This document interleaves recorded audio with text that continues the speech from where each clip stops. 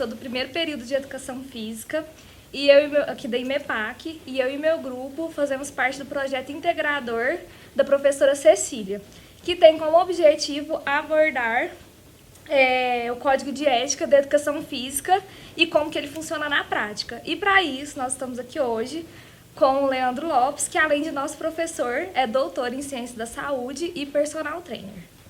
E para isso eu vou começar fazendo uma pergunta. Qual o posicionamento profissional ético quando um presente é oferecido em razão do cargo de autoridade?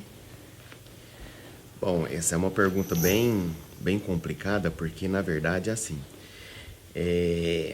Depende da circunstância geralmente que acontece, né? Algumas situações, por exemplo, a pessoa quer te dar um agradecimento, né? Você fez um bom trabalho, aí a pessoa vai te dar um presente em agradecimento, isso não tem problema nenhum. O problema é quando você dá um presente querendo receber vantagens em troca, com segundas intenções. Então, assim, o mais complicado é você tentar separar isso, né? Não só entre a pessoa que está te presenteando, quanto também os profissionais que estão envolvidos em volta, né? Porque eu sei, se eu receber um presente em agradecimento, os outros vão achar que eu estou facilitando ou que você está querendo algo em troca, né? Então, assim, é uma pergunta bem complicada, porque depende de lados, né? Mas, geralmente, a gente não aceita por conta dessa questão. Certo. A segunda pergunta é: qual o comportamento adequado quando o cônjuge do profissional trabalha no mesmo ambiente que ele? É a mesma postura de qualquer outro setor empresarial. Ou seja, fora, casal. Dentro, respeitar a norma ética da instituição, a norma ética do local de trabalho. Se o local de trabalho, eu já vi também que dentro do local de trabalho tem relacionamento normal, eles se cumprimentam, se beijam, mas sempre assim, de uma forma bem, como que se diz, né? Bem tranquila, né? Agora, nada muito explícito. Nada muito explícito, justamente. Então, assim, vai depender muito da norma ética da instituição que você tá entrando. Eu já sou mais, eu separo. Lado profissional é um, lado pessoal é o outro. Na hora que sai, beleza. Certo. E até que ponto pode haver um relacionamento aluno-profissional? Na verdade, não se deve.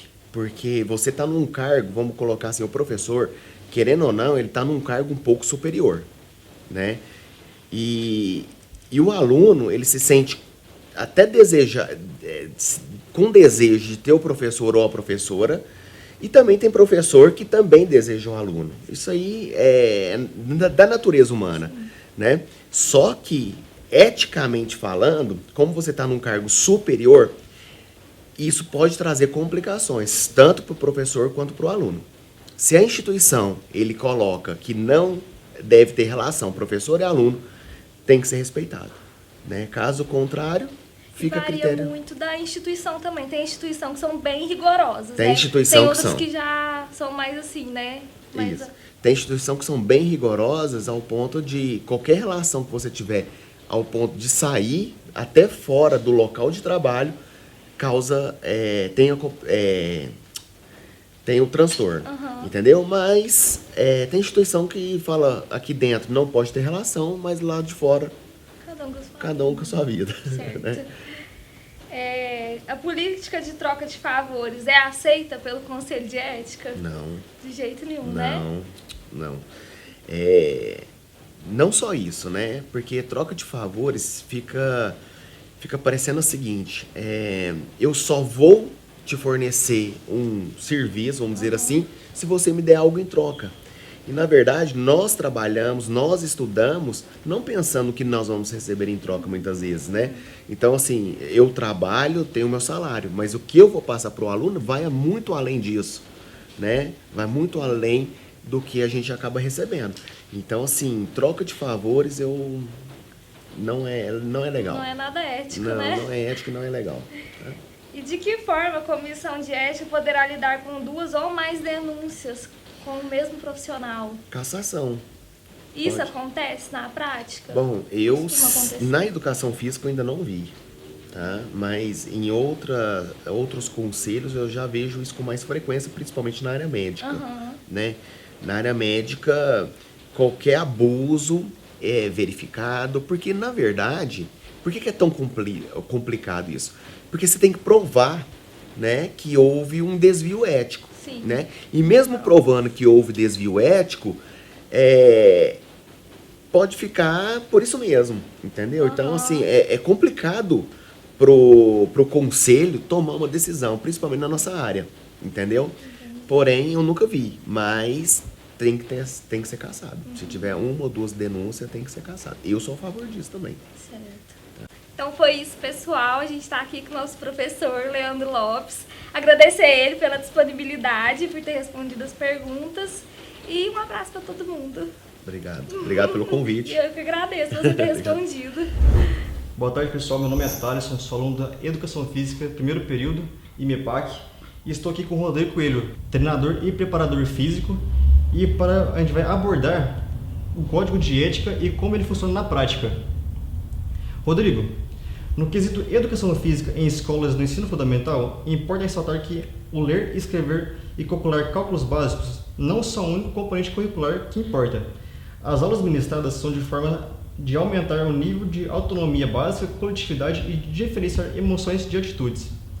Com o auxílio do professor, deverá desenvolver autocontrole com reflexão e opinião crítica e construtiva, solucionar pequenos conflitos, coordenar a cultura de se movimentar, respeitando seus próprios limites e dos colegas. Sendo assim, um bom profissional ético deve sempre manter essas qualidades em operação. Porém, a maioria das escolas, vemos que um grupo de meninos mais habilidosos jogam futebol e o grupo de meninas ficam no canto, gerando assim uma sociedade com muitas doenças por falta de atividades físicas. Como a ética vem ajudar nessa situação? Beleza. Olá, pessoal. Tudo bem com vocês? Deixa eu me apresentar melhor. Meu nome é Rodrigo Coelho.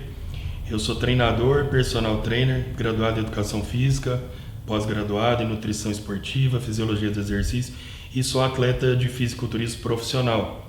Já há 8 anos como atleta profissional e 20 anos no esporte. Respondendo essa pergunta, né, não faço mais parte da Educação Física Escolar, mas pratiquei, né, enquanto aluno na época da escola e hoje sendo professor, mestre, né, dessa área, eu posso dizer que temos 3 problemas, né, em relação a essa questão. Na minha opinião, os 3 maiores problemas seriam a falta de estrutura para um bom profissional trabalhar. Então, às vezes, temos a boa mão de obra, um bom profissional capacitado e motivado para estar trazendo conhecimento e aplicar a metodologia com os alunos, mas às vezes ele fica à mercê da falta de estrutura do lugar de ensino onde ele vai trabalhar, né? Às vezes também falta de profissional qualificado que eu digo com boa formação mesmo, ou de repente até com preguiça de ministrar uma boa aula ou de ministrar um bom planejamento anual para esses alunos, né, que necessitam tanto, de fato, desse direcionamento da educação física escolar. E um terceiro ponto, é importante frisar que o que aumenta, de fato, essas doenças, né, que estão aparecendo, não está ligado só diretamente ao sedentarismo, né? A gente colocando aí nessa fase da infância, adolescência, então da área escolar. Esse aumento de doenças, aumento de peso, pelo sedentarismo, mas também associado seria mais uma falta de educação nutricional. Então, não só falta de uma boa nutrição, mas de fato uma educação nutricional que pode ter sido vinda de casa ou deveria, na minha opinião, ser oferecida na escola. Então, assim, 2 disciplinas importantíssimas na área escolar seria educação física e nutrição, aspectos nutricionais, como se comportar em relação à comida, e estamos ficando, na verdade, aí muito escasso disso, até a educação física perdendo suas horas aí, né, semanais como grade curricular, e a gente espera até que a nutrição entre, então isso ainda está muito difícil de ser alcançado. Rodrigo, partindo para comportamento, quais os comportamentos mais difíceis, antiéticos de romper em um ambiente de trabalho em que a prática já é realizada? Na minha opinião, acho que seria a questão de falar mal de um outro profissional. Por que eu digo isso? Porque seja no ambiente escolar, seja na academia ou em clube, onde existe às vezes pessoas que vieram de outros profissionais ou pessoas que às vezes compartilham, né, em algumas informações. Então, às vezes, nós que somos assim mais envolvidos, mais interessados e que de fato buscamos trazer a melhor informação possível para o aluno e o melhor rendimento para o aluno, às vezes de fato é mais difícil controlar essa falta de profissionalismo, né, do outro, no sentido de um mau trabalho, uma mão de obra prestada, ou às vezes até falta de conhecimento mesmo sobre o assunto, né, onde o aluno, por exemplo, vai ser o mais prejudicado no final de tudo, né? Rodrigo, a educação física não chegou de forma igual para todas as classes sociais, sempre sofrendo influências. Ela era praticada de forma a excluir parte da população, menos habilidosos, portadores de alguma deficiência, tímidos, gordinhos, gestantes, mulheres amamentando e idosos. Vendo sobre essa ótica, como a ética vem ajudar a erradicar essa situação? Boa colocação. Eu vou colocar da minha forma, porque eu vejo que talvez tenha sido dessa forma antes, porém essa questão também estava relacionada com a própria falta de aceitação da pessoa ou de encaixe em padrões, ou seja, baixa autoestima dessas classes que talvez impediram que elas se inserissem na educação física. A gente não pode dizer que foi só um processo seletivo da educação física, até porque, né, nós, né, mais velhos, tivemos nossa infância lá e sofrimos toda essa questão de bullying hoje, mas não era tão deportado como hoje. Então acho que essa também falta de prática pode ter vindo também da própria pessoa de não procurar, dela mesma se sentir excluída, mas às vezes não foi só o ambiente que veio a proporcionar essa exclusão para a pessoa, né? E vendo por essa ótica, eu acho que realmente a ética ela vem para trazer união, aceitação e interação entre as pessoas e melhora na autoestima, porque se a gente traz união, interação, a gente traz mais autoestima para a pessoa que se sente excluída. Sim. Sobre sua família, a ética ensinada pelos seus pais foi fundamental para o seu comportamento no meio de trabalho? E ela foi ampliada com a ética profissional passada pelo seu ensino universitário? Foi sim, a ética passada pelos meus pais foi minhas raízes, são até hoje, né? E meus princípios, tudo que eu vivi, né, toda a dificuldade que tive, as conquistas que tive. E na faculdade acho que veio mais a direcionar isso. Mas eu acho que, respondendo também, se tivesse uma outra pergunta, eu acho mais até difícil de se criar totalmente uma ética só no ambiente universitário e escolar. Acho que ela já vem de berço e ela é mais direcionada na faculdade, entendeu?